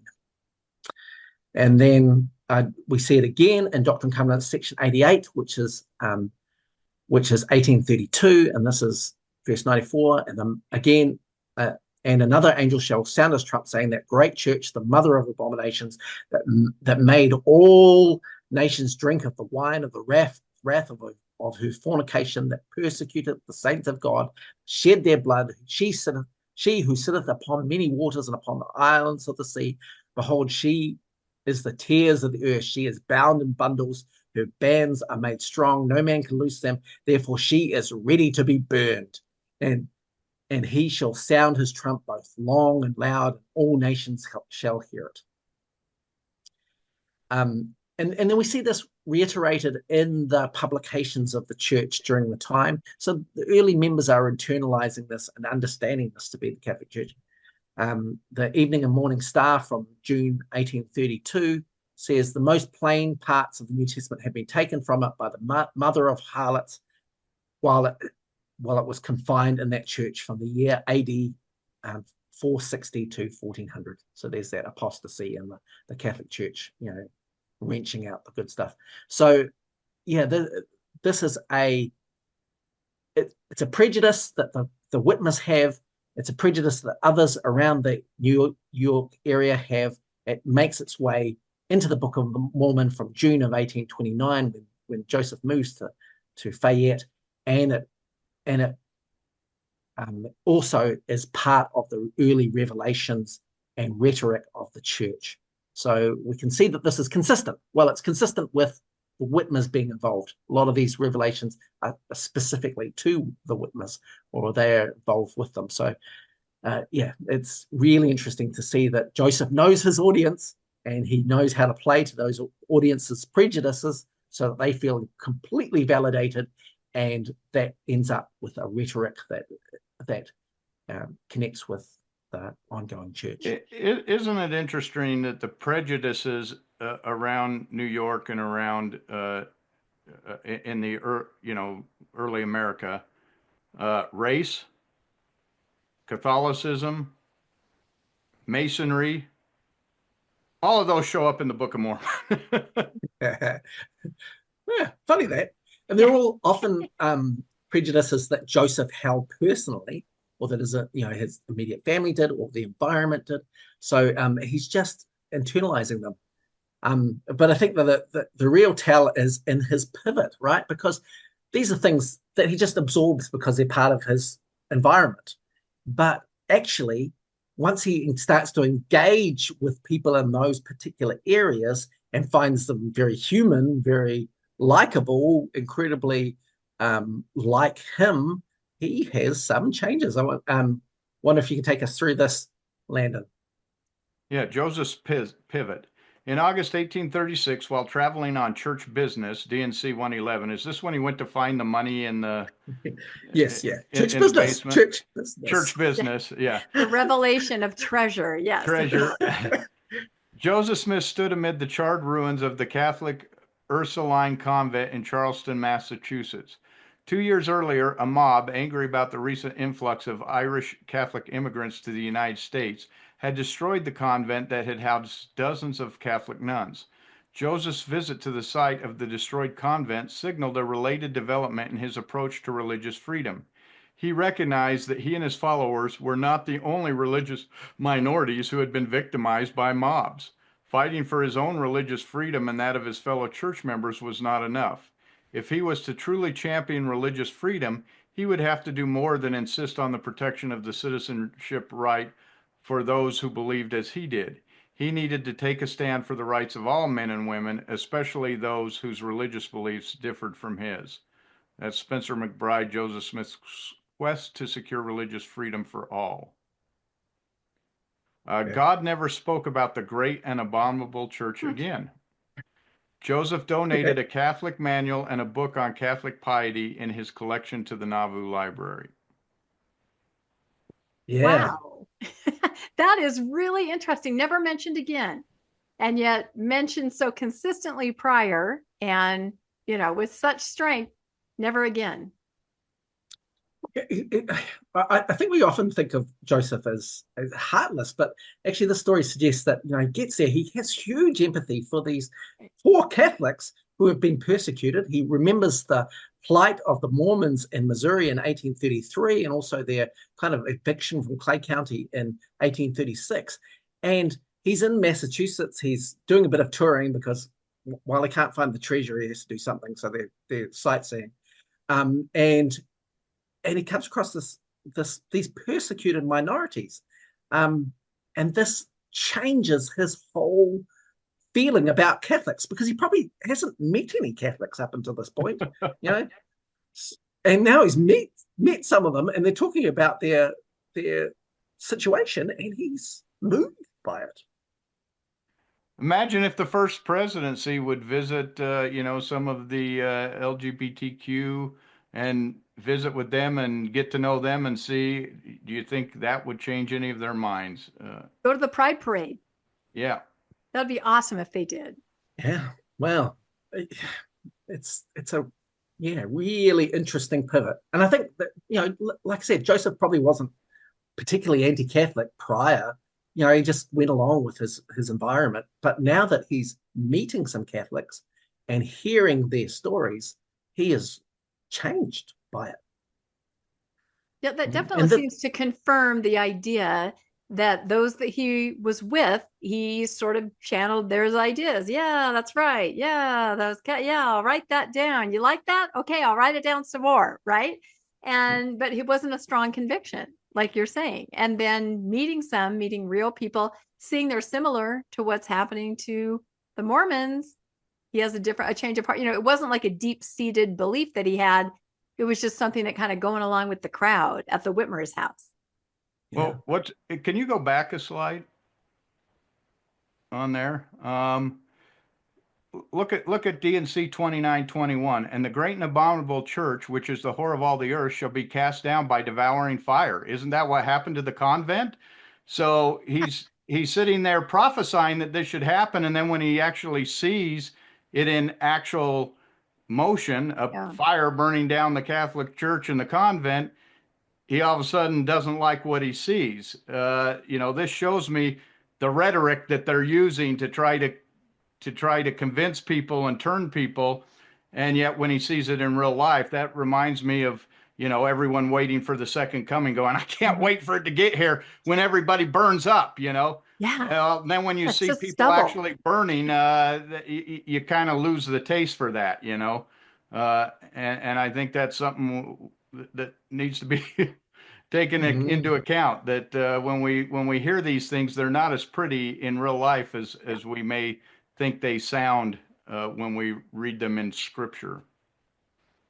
And going back to your earlier thought about the LGBTQ, situation, lots of members, and gosh, myself probably included in my younger life, yeah, sure, they're the downfall of humanity, and then suddenly it's your best friend or your child or your or your cousin or your sibling, and you go, oh my gosh, these are people that I love, and they are being marginalized. And I was the one who used to kind of look down on these group of people, and now that there's a human face to that, your empathy kicks in. You completely flip, and you go, these are people worthy of investing in and caring about. Mm-hmm. Yeah. All right. So so then, of course, by 1838, the Whitmers are all ousted from the church, so they're not even around. So let's have a look at how Joseph talks about Catholics in Nauvoo from 1841 through to 1844. Rebecca, do you want to take us through that? Yeah, this is Nauvoo's elevation of Catholics. So section 1 says, and is this section 1 of the city charter or? Yeah, city ordinance. Okay. Yep. Okay, the city ordinances. That's what I was guessing. So we talk a lot about city ordinances on Mormonish, don't we, Landon, when it comes to temple building. So right away, I recognized that it had to be something like that. So it says section 1, be it ordained by the city council of the city of Nauvoo that the Catholics, Presbyterians, Methodists, Baptists, Latter-day Saints, Quakers, Episcopalians, Universalists, Unitarians, Mohammedans, is that Islam? Is that what they used to? Yep. Mohammedans and all other religious sects and denominations, whatever shall have free toleration and equal privileges in this city. This is the Nauvoo City Ordinance in 1841 from the Nauvoo City Council Minute Book. Look at that. Look at all those denominations that are under protection right there. That's pretty amazing. Goes on to say, if it has been demonstrated that I have been willing to die for a Mormon, I am bold to declare before heaven that I am just as ready to die in defending the rights of a Presbyterian, a Baptist, or a good man of any denomination for the same principle which would trample upon the rights of the Latter-day Saints, would trample upon the rights of Roman Catholics, or of any other denomination who may be unpopular and too weak to defend themselves. It is a love of liberty which inspires my soul, civil and religious liberty to the whole of the human race. And this is Joseph Smith in 1843, 1st of March, the MHC, 1838 through 1856. So, okay, so the last paragraph says, the old Catholic Church is worth more than all. Here is a principle of logic that men have no more sense. I will illustrate an old apple tree. Here jumps off a branch and says, I am the true tree, and you are corrupt. If the whole tree is corrupt, how can any true thing come out of it? If Catholic is bad, how can any good thing come out of it? The characters of the old ones have always been slandered by all opposed since the world began. I testify again, as God never will acknowledge, any man who will betray the Catholics will betray you. Joseph Smith Discourse, 16th of June, 1844. So he's now a champion of all denominations, including specifically mentioning the Catholics several times.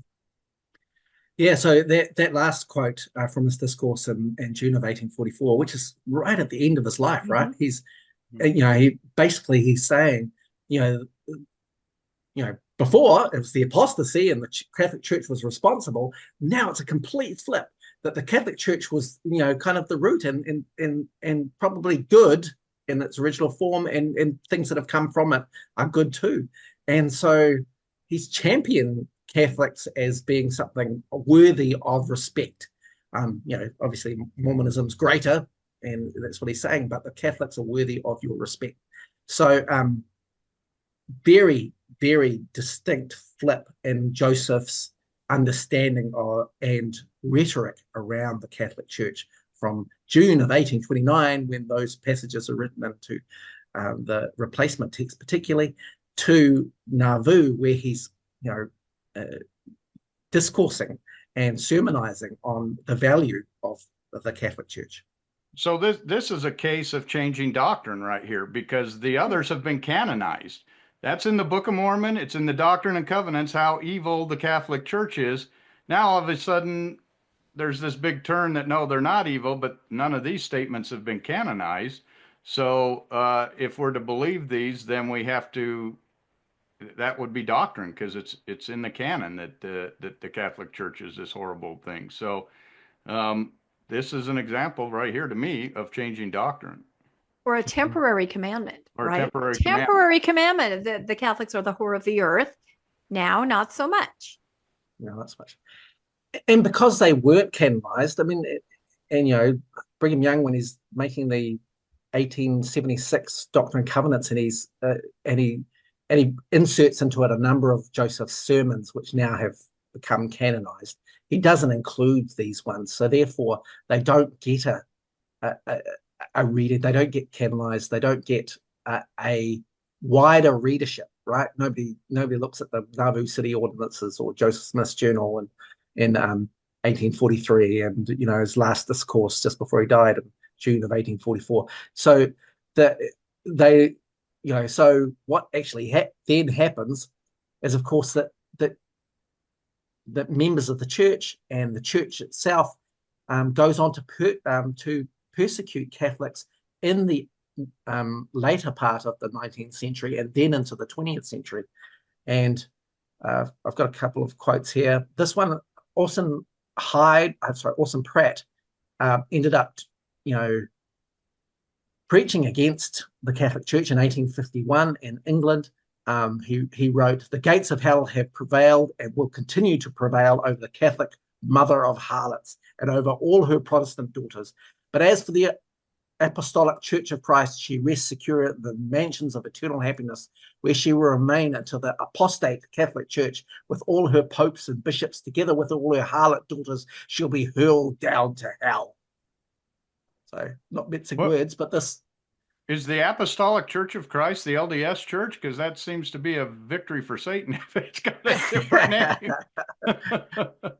maybe, but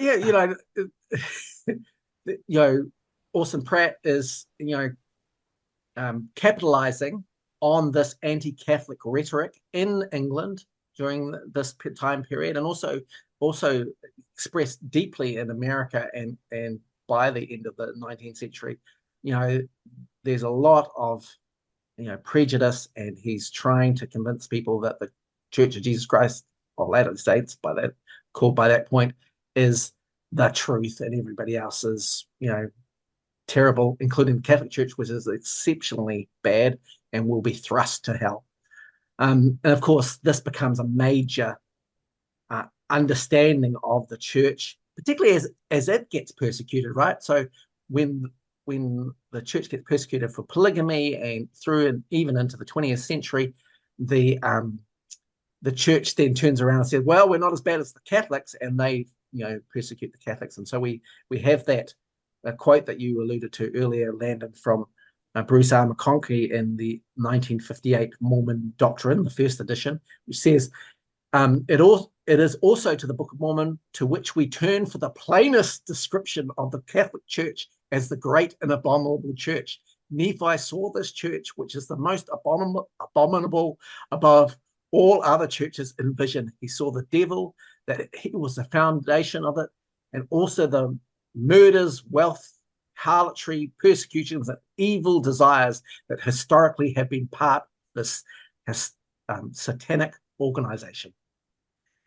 And of course, Bruce R. McConkie had to change this for subsequent editions in Mormon doctrine, and we've completely sidelined this with our closeness with the Catholic Church with more contemporary times. So, but look at the date, 1958. I mean, that's when my parents were reading it, and that's why they passed on those sentiments to me. I knew, exactly what this was. So, but when you read this, murders, wealth, harlotry, persecutions, I mean, that sounds like the early days of Utah, right? And some of the other things going on. So, I don't know. It's interesting, but yeah, it's funny to see your original slide where there's President Nelson shaking hands with the Pope, I think handing him a Book of Mormon. Didn't he do that? I can't remember exactly what he did because, yeah, everybody else, including people like my parents, they were raised on this. That should never have happened. It was still in there in the 80s when I read Mormon doctrine. So, yeah.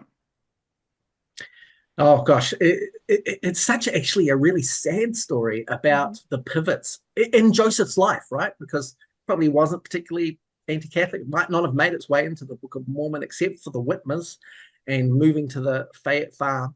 And so then it became a bedrock for, scripture, and then it made its way into early Doctrine and Covenants Revelation. So, that cemented it.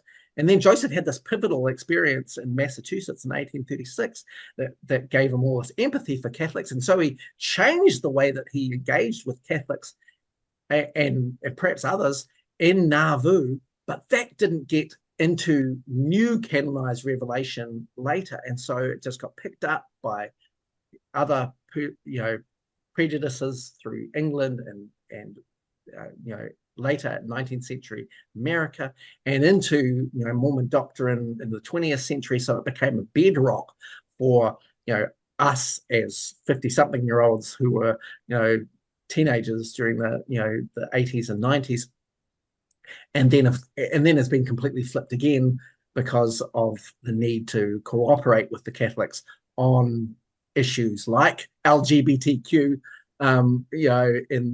in the late 90s, and a desire to have a temple in Rome through the 2000s. So it's just fascinating, and maybe that's our conclusion.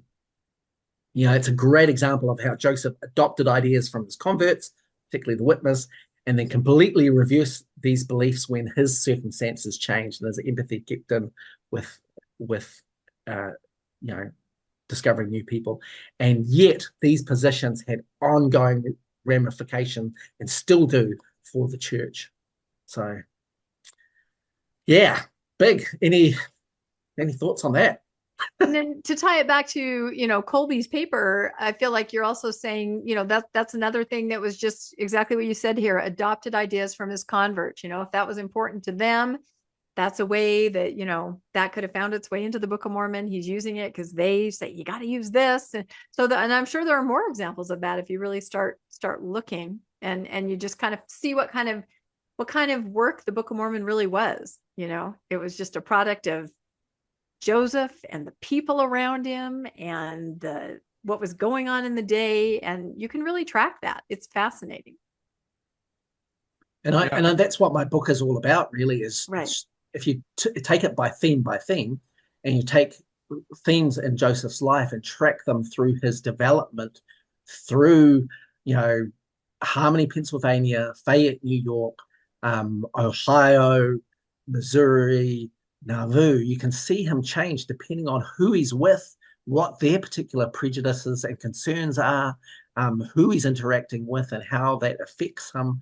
And so we have this really odd situation where we have a lot of things in the Book of Mormon which didn't end up in Nauvoo, and so the current church is a reflection of either what was in the Book of Mormon that made its way through Joseph's life and got picked up on today's emphasis and prejudices, or the things that he changed over time because of his experience that became Nauvoo, that became bedrock for the uniqueness of the church. So we really see that Joseph is the architect of Mormonism.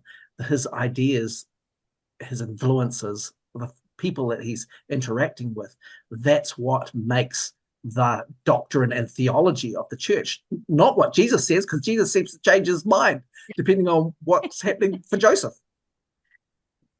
Yeah, good point. I look at this, prejudice against Catholicism and this, whore of the earth and the devil and all of that. And when I step back and look at it, they're saying, oh, all their popes and their bishops and their evil men who changed the doctrines and took away from the scripture. And can I just stand back and say, well, yeah, that was just imperfect men. That had nothing to do with God. Therefore, Catholicism is just is as true as Mormonism. It had its imperfect men, just like Mormonism has its imperfect men who are also changing the doctrines and changing things. And in Mormonism, you get to say, well, if there's anything that's wrong, it's the errors of men. Couldn't you say the same thing about the Catholic Church? So when you start making Mormonism about imperfect men and about errors made by men, you open the door that the LDS Church is itself in apostasy, because it would change just like the Catholic Church did if you have imperfect men in charge of it. So we saw our enemy, and it is us. Seems to be when Mormonism now looks at Catholicism, I think you see the same thing.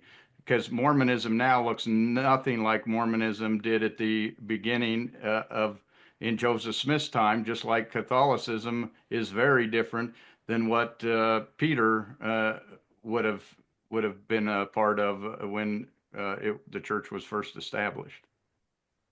Yeah. So you're saying when you point at someone and say "whore of the earth," you're pointing back at yourself. 4 fingers are pointing back at yourself. 4 fingers are calling you the whore of the earth. So no, that's why that description, everything they described, I'm like, that sounds a lot like the church. You should not be calling somebody that when you have some of the own. They look for wealth and power. Okay, you're now the second wealthiest church, and you have. You may not have power over the whole world like the Catholic Church did, or at least the Western world, but you certainly have political power completely over Utah and Idaho territories. And you bought all the land all around the world. Yep. So you have the wealth and power, and you're using it for the same purposes. You're selling the second anointing is up for sale for only those rich members of the church who make big contributions and whatnot. It's the same. You can't go to the temple. You cannot get exaltation without paying. You are paying. Yeah. I mean, there's so many similarities. Yeah. You look at the things that they want to call apostate, and they all exist in the Mormon church as well. So, just something to consider. Something to think about. I think the lesson for all of us is that we should embrace the whore. Yes. Of course. We'll leave it at that. Thank you, everybody, for joining us. Words to live by, Ganesh. That's going to be the title on the thumbnail. All right. We would probably get a lot of views if we did call it that and had some kind of picture with Ganesh. Okay, I'm not going to go there, but final thoughts here. Ganesh, can you tell us just a little more about your book, what it's called, where we could get it, when it's coming out, anything like that? And we'll put any links, and of course, when it does come out, we'll talk about it again, but anything more specifically that you can let everybody know, like what it's called or anything like that. So it's called the Joseph Smith, the Architect of Mormonism, a topical biography. So it's really, what we've seen, we've got some great biographies, particularly from Dan Vogel and Richard Bushman. But hopefully I've done it a little differently, just taking it by theme and taking each theme through Joseph's life. So this is one of them, one chapter of 45, showing that evolution of a particular theme, in this case, Catholicism right through, but I alluded to in the presentation too, that one of the themes is, the separation of church and state and how that plays out in early America, how it ends up in the Book of Mormon, and then how it changes by the time that Joseph is in Nauvoo. So there's 45 different ways, and it's kind of like a pick your own adventure, because I really liked those as a kid. So you could go to the idea that resounds with you, and you can follow it through Joseph's life and see how it changed depending on who he's with, what circumstances are coming up and the pushback he's getting. So hopefully it's a really interesting read. It should be out in the next month and a half, and then you guys can pick your own adventure in a particular theme that you like, and maybe we can go over those because there's so much to consider. And gosh, every time I turn around, listen to somebody else, I can find another piece of the puzzle. So it's maybe an ongoing book where it kind of can become a bit of a reference point where we can see Joseph and his development. And also, most importantly, what does it mean for us today? Because if he's had these thoughts and they've developed into this particular thing, is that valid? Just like we've looked at Catholicism, right? He changed at the end of his life, but for whatever reason, that didn't get into the canonized system, so that didn't become a part of what we now understand. And so we've gone through a century and a half of persecuted Catholics for no good reason, because we didn't recognize that he had changed his point of view in Nauvoo, or by Nauvoo. So yeah, fascinating stuff. I hope it's really interesting, and also because we've been looking at Colby's research, he's fabulous. That this really we can see it in the same context of him developing and utilizing his environment and the prejudices that are in the space to create something that people then grasped onto. Yeah, so it's interesting. Yeah, that's why it's a very provocative book. We will say that, right? It's not what they say it is. It's not what they said it was in conference last weekend, but it is a very provocative book that you can spend a long time trying to unravel. And it's interesting, I think, on the other side of Mormonism, a lot of us that have stepped away, we spend more time, I think, with the Book of Mormon, just trying to do that unraveling and make these discoveries. And so your new book coming out sounds absolutely fascinating. And I can see it, Landon. We'll be going through it and we'll go, oh, chapter 30, we got to get him on to do a podcast about this. So get ready for that call, because I think it's great. It makes it accessible when you talk about it on a podcast, and then people are more excited to even, go out and get the book. So I think it's great. Yep. All good. All right. Well, thanks for sticking with us, everybody. Please comment. I hope we've all been chatting about this. The Colby Townsend research is just incredible. And this example of, Joseph learning and including things from people in his environment, the anti-Catholicism sentiments in the Book of Mormon, absolutely amazing the way it was described. I mean, I knew it was there, but the way Ganesh has put it together, it's a lot to think about. So please comment and let us know what you all think. Please like and subscribe to Mormonish Podcast. And if you'd like to be made aware of new episodes come out, you can hit that notification bell.